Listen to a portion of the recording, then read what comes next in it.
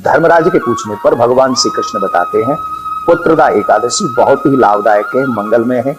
जो लोग इसका व्रत करते हैं उनकी प्रत्येक मनोकामनाओं को ये पुत्रदा एकादशी पूर्ण करती है। और जिन गृहस्थों के यहाँ पर पुत्र न हो उनको तो ये एकादशी व्रत विशेषतः करना चाहिए। पूर्व समय में एक केतुमान नाम के राजा थे, बहुत धार्मिक राजा थे, धर्म में उनकी रुचि थी, उनके पास में राजपाट की कोई कमी नहीं थी। पर दुख इसी बात का था कि उनके घर में कोई संतान नहीं थी। उनकी पत्नी भी, रानी भी बहुत धार्मिक थी, पर कष्ट इसी बात का था कि पुत्र नहीं। वो मन ही मन इस बात से डरता था कि हमारे घर में पुत्र नहीं और पुत्र के बिना गृहस्थ में अंधेरा ही होता है। उधर उस राजा के पितृगण भी, पितृलोक में बड़े दुखी होते थे। वो कहते थे इस राजा के बाद हमारा तर्पण कौन करेगा, श्राद्ध कौन करेगा। वो भी जब राजा श्राद्ध और तर्पण करता था तो वो रो रो के श्राद्ध स्वीकार करते थे, बड़े दुखी थे।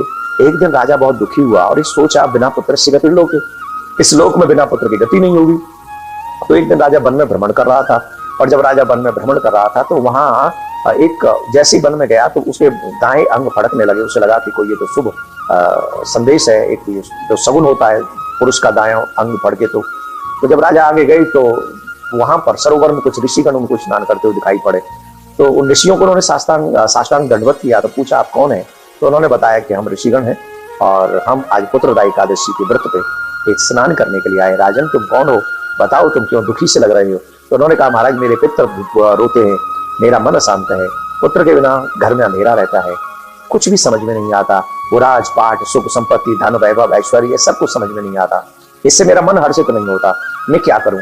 तो ऋषियों ने कृपा करके केतुमान राजा से कहा कि पुत्र तुम दुखी मत हो, आज पुत्रदा एकादशी है, तुम आज व्रत करो और व्रत करके अपने इसी संकल्प को करो। संकल्प के साथ तुम व्रत करोगे तो ये एकादशी साधारण नहीं है।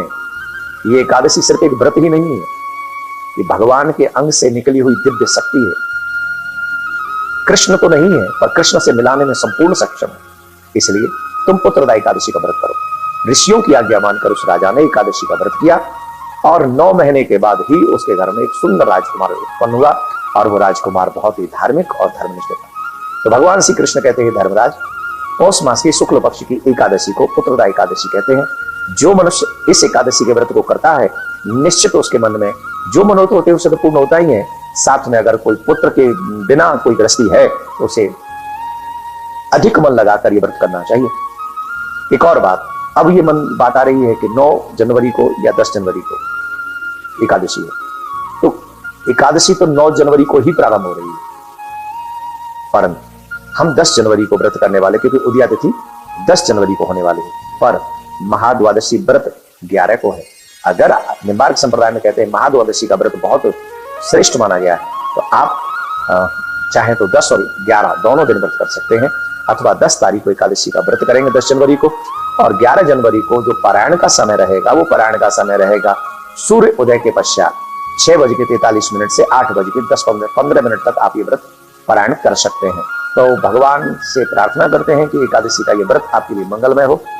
अगर पुत्र नहीं चाहिए, पुत्र भगवान ने ऑलरेडी आपको दे रखे हैं, तो जिनके पुत्र नहीं है उन तक ये वीडियो पहुंचाए, उनसे प्रयास करके ये व्रत करवाइए और आपके पुत्रों को भगवान भक्त बनाए, संपन्न बनाए, सद्विचारों वाला बनाए, सदाचारी बनाए।